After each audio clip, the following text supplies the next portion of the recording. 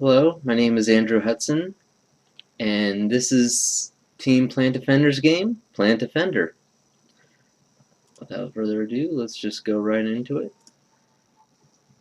Plant Defender is basically a game where your whole mission is to keep the central Lifebringer flower from dying as a result from being attacked by various enemies that spawn in waves in each level.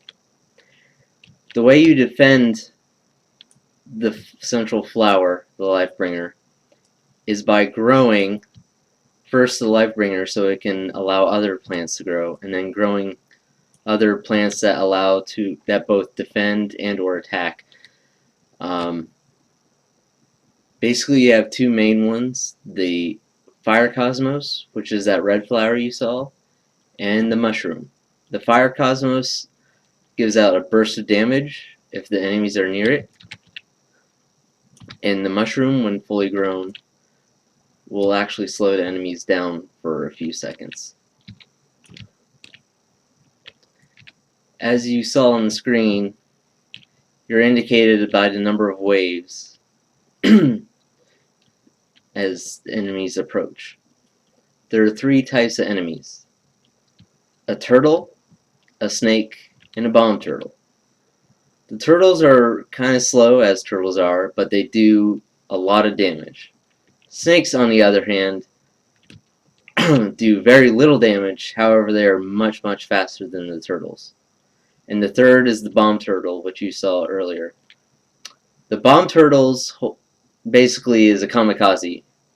It goes towards the target, and once it hits it, it blows up, dealing massive damage.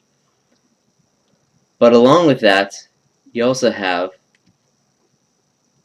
lightning, which can also attack. Now, over time, your flowers will begin to wilt, as you can see. If you do not regrow them, then they will not be dealing any damage or defending, slowing them down. So you need to make sure that once you're indicated by the game that something is wilted, you make sure you go out and make sure it's fully grown again. See, it just happened again.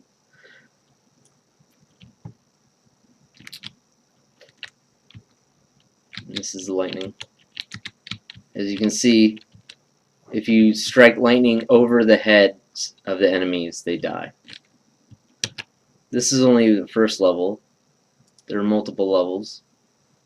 One that takes place in the mountains that you just saw, one in the valley that I'll show you now, and the third is in the ruins.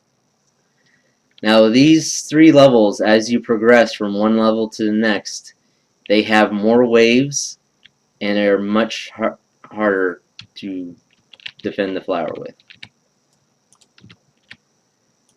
Overall, what I say our team is happiest about in terms of how the project went are the assets we were able to use for the enemies. Luckily, we were able to get some that came with UDK.